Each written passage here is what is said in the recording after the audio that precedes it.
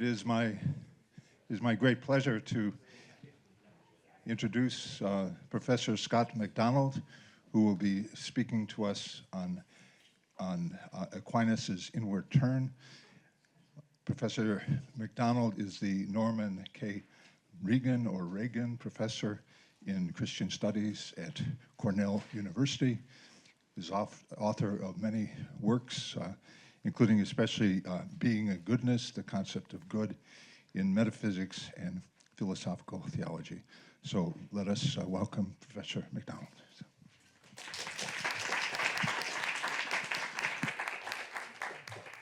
Thank you. Thanks for the introduction. Let me add to the other speakers my admiration for the work that the Forum is doing and my gratitude to Katerina and Stephen for the invitation to be here. Thank you to all of you for coming. I am keenly aware that I stand between you and lunch. And in order to divert or at least mitigate the resentment you might feel, I've given you two handouts. So you'll have something to do for the next 55 minutes or so. I'll direct you to spots on both. One of them is a handout titled Varia, because it contains Varia. And the other is a collection of texts. And I'll help you find the right places at the right times.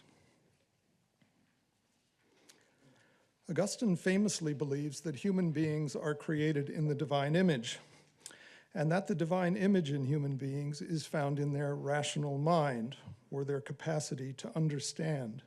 That's intelligere for him.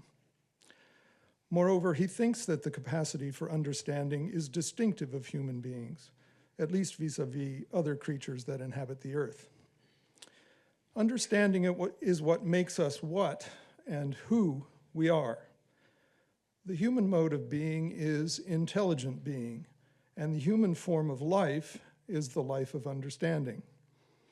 So, as a contribution to the life of the mind in the history of philosophy, I propose to think about Augustine's understanding of understanding.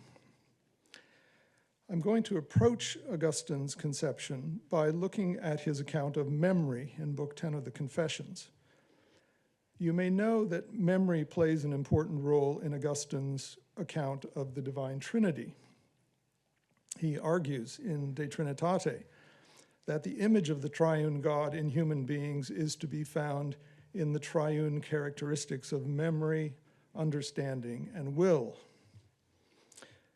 particularly the mind's act of thinking itself, intelligentsia, with respect to itself. I'll come round briefly to this idea at the end of the talk. I mention it here at the outset because it's a tip-off that memory is important and intimately connected with understanding. The so-called treatise on memory in Book 10 of the Confessions, at which we'll be looking, is in fact the prequel to the developments we see in De Trinitate. Focusing on the treatise on memory, I'll set out what I take to be Augustine's account of the particular phenomenon that is the core and ultimate ground of human understanding. So now we're on the Varia handout at Roman numeral 2. So that phenomenon is the mind's act of thinking a thought, actively conceiving of or cognizing something, being explicitly consciously aware of some object.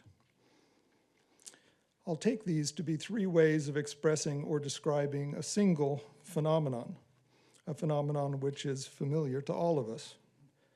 When I think of the Eiffel Tower, which I'm now doing, I'm engaging in an instance of that phenomenon.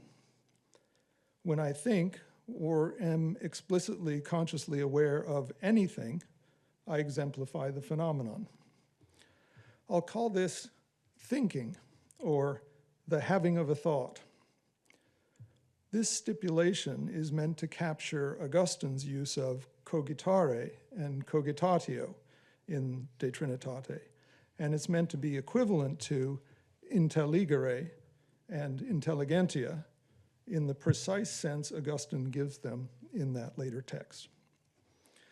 So I'll be setting out Augustine's account of the phenomenon of thinking and explaining its significance for his conception of mind. I've said that thinking is the core and ground of understanding for Augustine, and that's one reason for his giving it careful attention. Another, no doubt related reason, is that a particular instance of thinking is at the center of the narrative of the Confessions. That narrative is driven by Augustine's search for God. A successful search, the search's reaching its goal, will essentially involve, at least in part, as Augustine sees it, his finding God, that is, his cognizing God, or his mind's encountering God as an object of thought. That, in fact, happens, at least to some significant extent, at a critical moment in the narrative. Seeing God face to face in the next life will involve a fuller and more intimate cognitive encounter with God and will be the state in which Augustine will find ultimate rest. The critical pre-mortem moment occurs in Book 7 of the Confessions. Following his description of a life-changing encounter with certain Platonist books, Platonists are all over the place this morning, Augustine tells us, and I'm now at line 20 on the text handout, Confession 7:16. Admonished by these books, I entered into my inmost self with you, God, as my guide. I entered, and by some sort of eye of my soul, I saw, above that eye of my soul, above my mind, unchangeable light. He goes on in the passage. You can look ahead if you'd like. I won't read the whole thing. He goes on in the passage to identify the unchangeable life with truth, love, eternity, and being itself. That is, with God, the great I am of Exodus 3:14. The Platonist books admonished Augustine to turn within. The admonition, apparently, consisted in what Augustine saw as compelling arguments that there exists, in addition to the world accessible to us through sense perception, a realm of intelligibles. That is, a realm populated by eternal and immutable entities and accessible by virtue of an extraordinary cognitive power which we ourselves possess, namely rational mind. The Platonists admonished Augustine to turn away from the world of sensible things, to return to himself in order to search for true reality where it may be found, in his inmost self. This is Augustine's inward turn. The turn itself is a cognitive shift from attending cognitively to sensible things to attending cognitively to oneself and one's inner states, powers, and mechanisms. The cognitive organ, if you will, that enables one to observe within is the soul's eye. And what the soul's eye sees in quotation marks, obviously, is the unchangeable light above itself. This is the first of several ascents in the Confessions, all of which share a common pattern.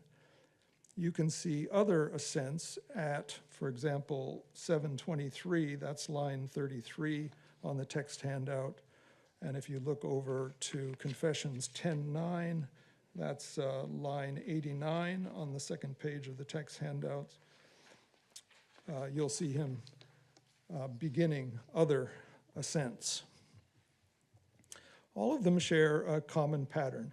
And now, hop over to the Varia handout, to Roman numeral 3, where the table presents the Augustinian ascent, or the template for an Augustinian ascent. Augustine begins at stage 1 explicitly, or sometimes implicitly, cognitively focused on bodies by means of the external senses. At stage 2, he turns inward into the soul. The dotted lines on the table demarcate the boundaries of the soul. and begins his inward-directed observations with the lower powers of the soul, sometimes with the powers that give life to the body, and sometimes with the sensory powers, omitting the life-giving powers, then ascending through the soul from lower powers to higher powers. At stage 3, the ascent eventually brings him to reason, or rational mind, the highest power of the soul. You can see that at lines 34 through 36 in the 723 ascent. Reason's highest manifestation, intelligence, is the mind's pinnacle. Augustine can go no further in his ascent through the human soul, but it is within the power of rational mind, in the right conditions, to see what is above it, the eternal, immutable, intelligible realm in which God dwells. At stage 4, Augustine's ascent arrives at God. That is, it allows him cognitive contact with God, who is external to and higher than the rational soul. Augustine enjoys a glimpse of God that is fleeting and unstable, but piercing, as he describes it.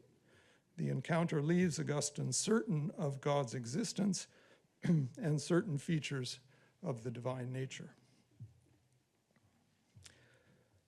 Some of Augustine's ascents compress or elide this structures, others are richer in detail. I'll talk about the hierarchies next. The ascent in Book 10 of the Confessions displays all these stages, but there's one interesting departure. I beg your pardon. I skipped a paragraph. The path of these ascents from bodies into the soul and within the soul from lower to higher follows the contours of Augustine's ontology, which is structured hierarchically. The two hierarchy columns in the table, the rightmost and the next rightmost, display two ontological hierarchies that mirror the stages of the ascent. One of the fundamental modes of being, the other of the fundamental natures exemplifying those modes of being. And for those of you familiar with the Proof for God's Existence in De Libero Arbitrio, Book 2, these hierarchies are neatly laid out as the structures through which the proof moves. The ascent in Book 10 of the Confessions displays all these stages, but there's one interesting departure from the norm. At stage 3 of this particular ascent, the Book 10 ascent, Augustine arrives not at reason or rational mind, but at memory. On the text handout, look at Confessions 10:12 on page 295, lines 95.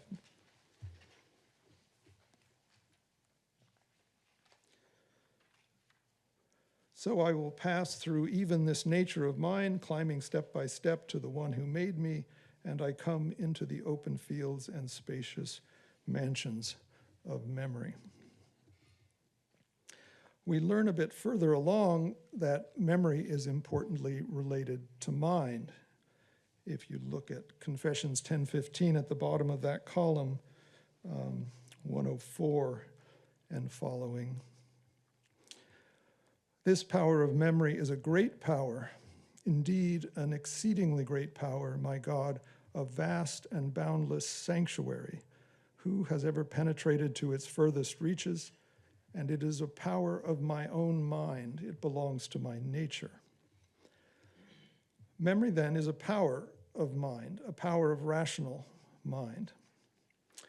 The power that is memory receives considerable attention in Confessions 10. We'll look more closely in a moment at the details. But whatever else its purpose there, memory serves as stage 3 of this particular extended ascent, which announces its intention to proceed to stage 4 at Confessions 10:26. So we're now on the third page of the text handout. So at line 153, I will pass beyond even this power of mine that is called memory. I will pass beyond it so that I can progress toward you, O sweet light. See, I'm making my ascent through the soul to you who abide above me. I will pass beyond even memory so that I might find you. Setting aside some very interesting digressions that occur between this passage that I just read and the end of the ascent, the essential answer to the where question that Augustine raises there, notice line 156 and 155 and 156, I will pass beyond even memory so that I might find you. Where? Where will I find you, my true good, my secure sweetness? So the essential answer to that question is the one we would expect from the template of these ascents, namely, God is above Augustine. He goes on eventually to conclude this particular ascent with an extraordinary flourish in the great hymn of section 38 in Book 10, where Augustine says, I haven't put it on the handout. I haven't put it on the handout because we all know it by heart. Late have I loved you, beauty so ancient and so new. Late have I loved you. So there's the sort of official end of the long ascent in Book 10. So this is the most elaborate of Augustine's ascents, and its centerpiece is the unexpected treatise on memory. In order to appreciate the intervention of memory in Confessions 10, we need some context. The Platonists pointed Augustine toward the phenomenon of intellectual cognition, our capacity for cognizing intelligibles, with a powerful analogy. And so we're jumping back to the Varia handout at Roman numeral 4, the second table. The idea is that our intellectual cognition of intelligibles is like sense perception, and in particular, like sensory vision.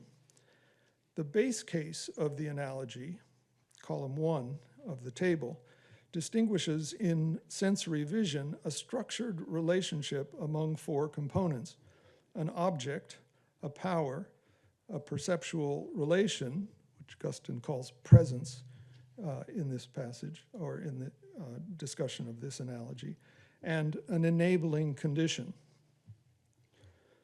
Sensory vision occurs when a body is present to the eye in appropriate conditions, the crucial one being light, illumination. Analogously, our cognition of intelligibles is a structured relationship among components of similar sorts.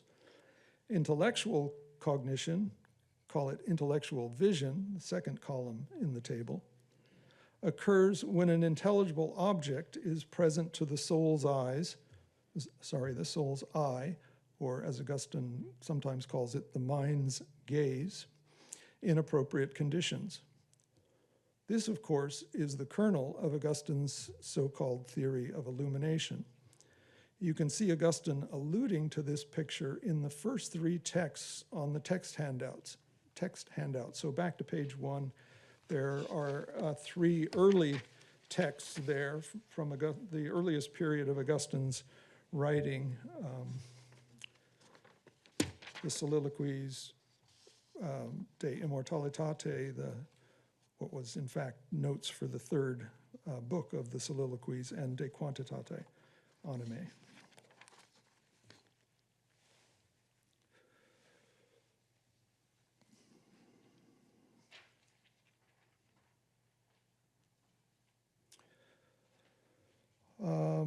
But the significance of the analogy for Augustine runs well beyond and much deeper than the doctrine of illumination.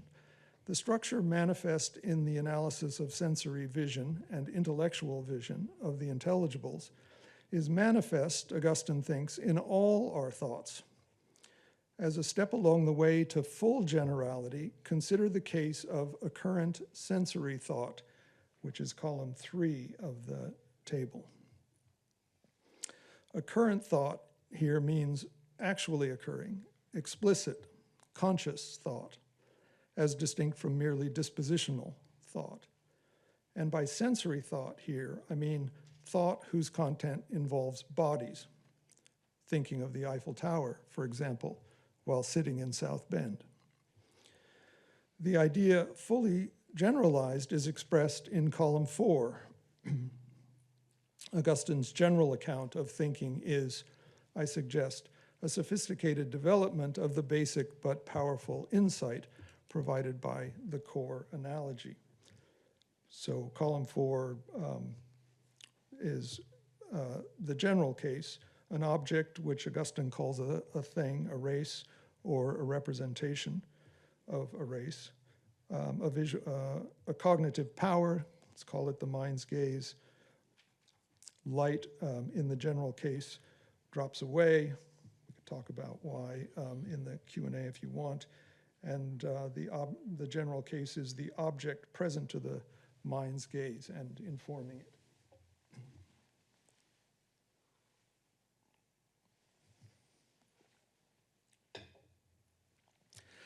The articulated analogy morphs readily into philosophical theory.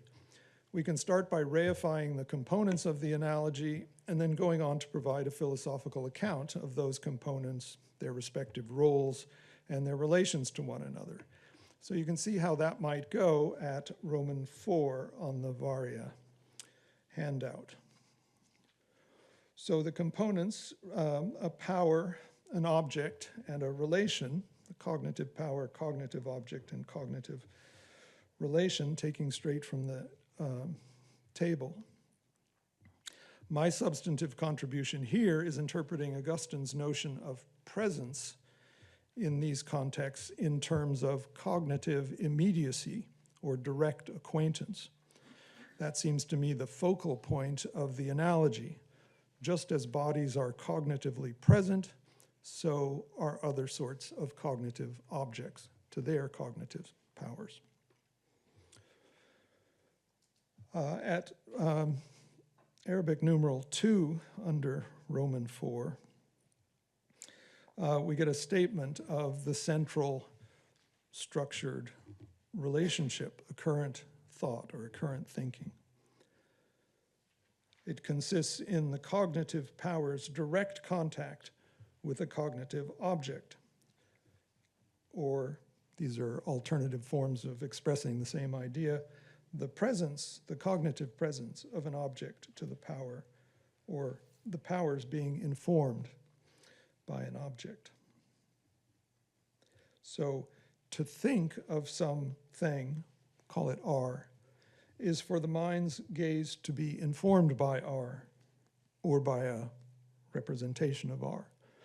The representation comes in obviously for the case of sense perception. So take the case of thinking of the Eiffel Tower while you're sitting in South Bend. The Eiffel Tower is nowhere in the neighborhood, can't be perceived. We're able to think of it because we carry with us, those of us who have seen the Eiffel Tower, carry with us an image, in Augustine's terms, of the Eiffel Tower, and the image is cognitively present to the mind. That's what enables us, the representation, to think of the Eiffel Tower. Okay, 3 and 4 just tell you that I'm leaving aside light and the notion of attention, Augustine's intentio, which makes an appearance in some of the relevant passages, but I'm not going to talk about the intentio. Okay, so far so good, and we're now in position to appreciate what I suspect motivates Augustine's elaborate attention to memory. Memory isn't an explicit part of the core analogy, but something like it is implicit. In the base case, sensory vision, a body is cognitively present to the eye of the perceiver by virtue of being in the perceiver's immediate physical environment, by being physically present. But how does that work for the non-perceptual, non-sense perceptual cases, where the vision is within? What explains the availability of objects to the soul's eye?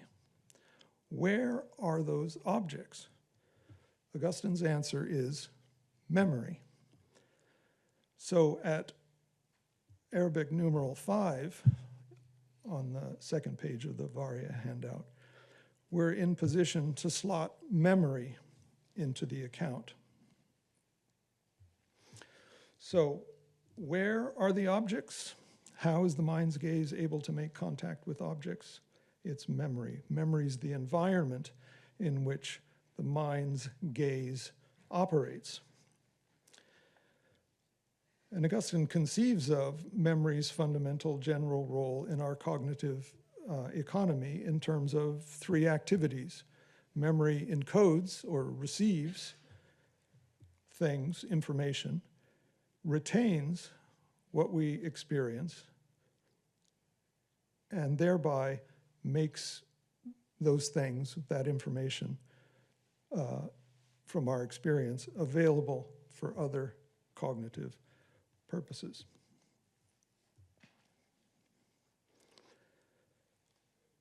I want to skip ahead on the Varia handout for the moment to Roman numeral 5. I'll come back to 6 through 8 in part 4 in a moment. The Confessions 10 treatise on memory develops in detail memory's role in thought. His frequent descriptions of memory as a storage facility highlights memory's role as receiver and retainer of objects. If you look at the bracketed passages below 1 under Roman 5, storehouses, fields, mansions, caves, halls, vaults, caverns, storage facilities. Augustine proceeds as if he's taking inventory of all the kinds of things stored there. He identifies 4 broad classes of object. They're listed as class 1 through class 4 on that part of the Varia handout. So they include bodies, though bodies are there by virtue of images. Intelligibles, Augustine says the intelligibles are in memory by being present, per praesentiam. The affections of the mind, by virtue of some sort of impression or mark, presumably other sorts of representations. Memory itself and forgetting. If you've read the text, you'll remember some of these passages. I won't talk about them in any detail. And then there's the special case associated with the assent. God. Is God among the contents of memory? That raises a problem, which we'll look at in just a moment. Typographical error there. It should be, if so, is it by virtue of a prior experience? Okay, so the contents, an inventory of the contents of memory. The rest of 1026, we looked at a bit of 1026, which is on page 3 of the text handout. You can see I've highlighted and inserted A, B, and C. This is Augustine's recapitulation at the end of the project of the things he's found in memory. He lists only 3. He leaves out what I list as class 4, though in fact he has talked about the class 4 objects as well. All right, along the way, Augustine identifies a wide range of cognitive activities that depend on and make use of the contents of memory. So this is back on the Varia handout, the list in the second half of page 2, Arabic numeral 2 of Roman 5. It's a long list. These are some of the ones I've pulled out of the text just to exemplify the wide range of different sorts of cognitive activities that depend on and make use of the contents of memory. He generalizes again, claiming that there can be no thinking without memory, precisely because only what is in memory is available to the soul's eye. So that takes us back to 7 on the list at the top of that page. It's this general point that there can be no thinking of anything that's not in memory that raises a particular puzzle for the Confession's 10 assent. If God is above memory and not in it, then, given the dependence of thought on memory, how can Augustine's assent ever make God cognitively present? And that's the puzzle we saw at the end of 1026, so lines 155 to the end of that passage. I will pass even beyond memory so that I might find you, but where? Where will I find you, my true good, my sure sweetness? If I find you outside my memory, I have no memory of you. And how will I find you if I have no memory of you? That last passage, si memor non sum tui. If you are not present to my memory, if I don't have you in my memory.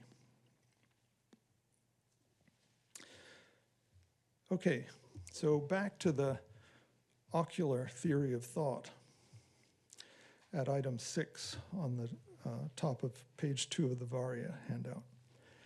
Given memory's critical role in making objects available for thought, Augustine can now distinguish the distinctive cognitive relation the mind bears to objects that are in memory and so available for thought, but aren't currently being thought.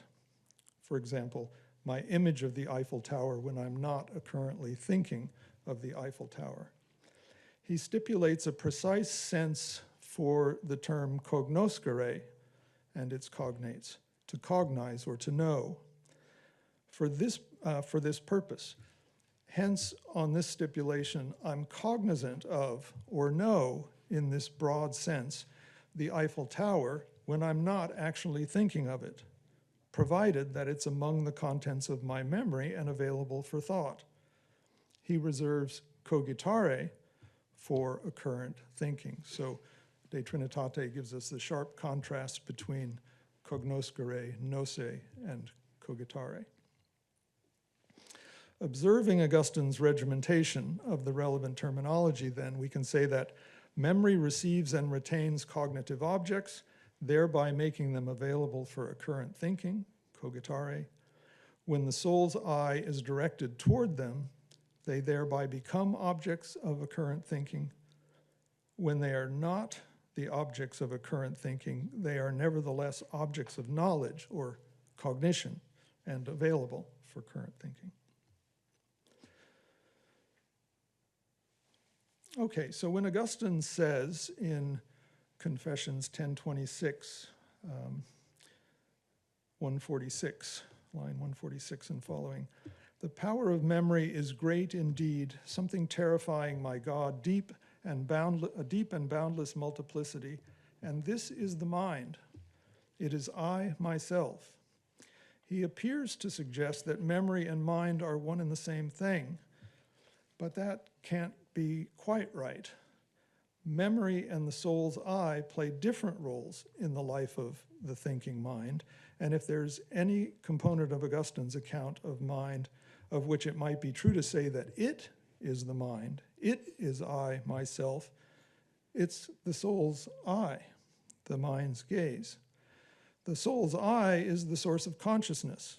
The soul's eye is the thinking subject.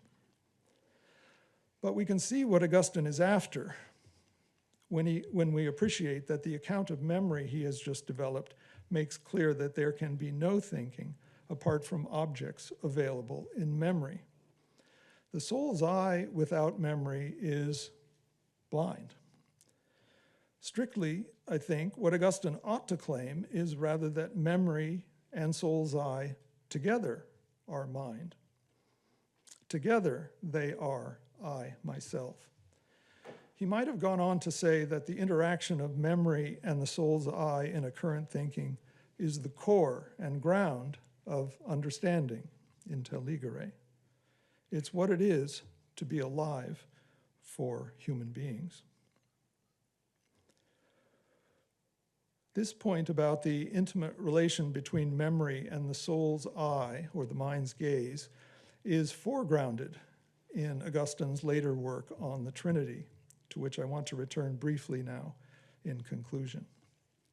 In De Trinitate, Augustine uses the analysis of occurrent thinking that we've been looking at to structure his reflections. On that analysis, you can have the third page of the Varia handout in front of you for these purposes. On that analysis, in an occurrent act of thinking, memory, understood here as an object held in memory, provides the cognitive object for the mind's gaze, thereby informing it. The terminology of informing is prominent in De Trinitate, but not before that. Augustine adds to this two-part analysis a third component, an act of will.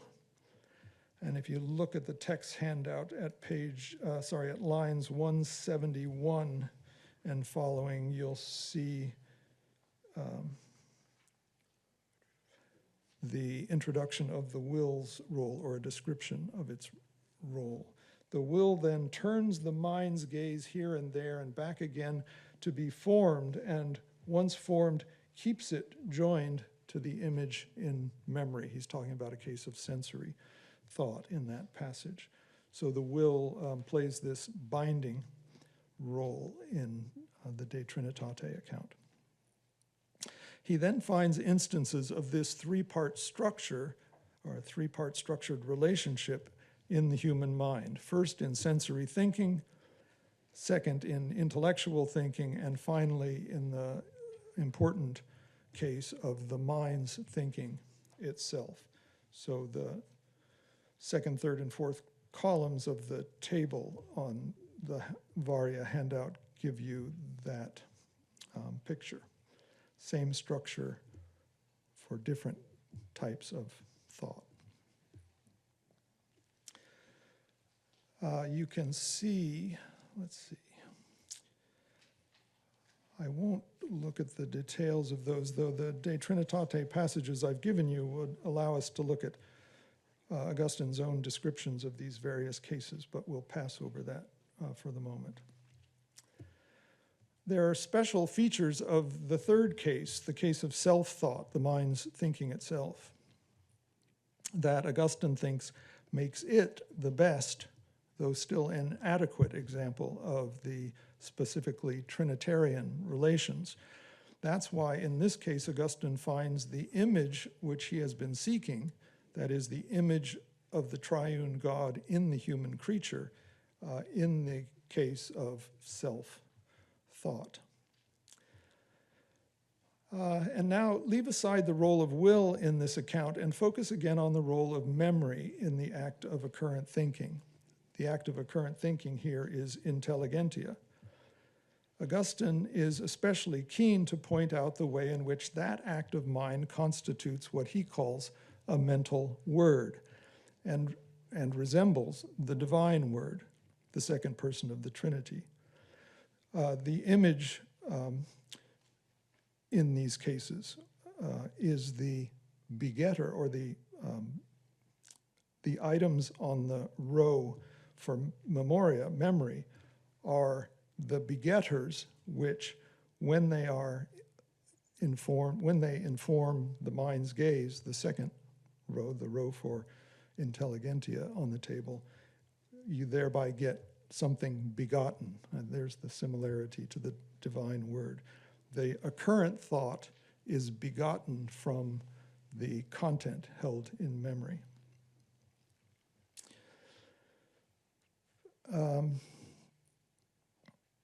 Okay, so the mental word, the occurrent thought from the theory of memory and its role in Augustine's theory of mind, is at the heart of Augustine's thinking about what makes human beings the image of the divine being. All right, I want to conclude by reading you a passage. It's the last passage on the handout, Confessions, De Trinitate 1525. De Trinitate has 15 books, so this is near the end of the treatise. And this passage, he's talking about the word here. And it's a passage which I think really sort of charmingly illustrates the idea we've been working at. So he says, what is that which can be a word and for that reason is already worthy of the name word? He's thinking about the mind's gaze, which can be a word when it's informed by the content from memory. What I say is this word, formable and not yet formed, except something of our own mind, which we cast this way and that in a kind of revolving motion, when now this and now that is thought by us, just as it was found or as it occurred. So the mind's gaze is moved in a revolving, it scans, as it were, the neighborhood and lands on objects. And when it lands on objects, it's formed as a word.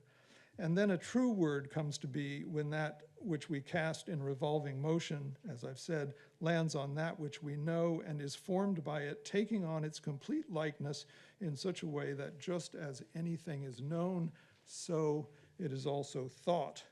That is, without vocalization, without the thought of vocalization, which of course belongs to some language, this is the way it is expressed in the heart. So there's the idea of the occurrent thought, the interaction of memory and the mind's gaze. The mental word, an occurrent thought, it's the core and ground for Augustine of the life of the mind. And that's where I'll leave it. Thank you.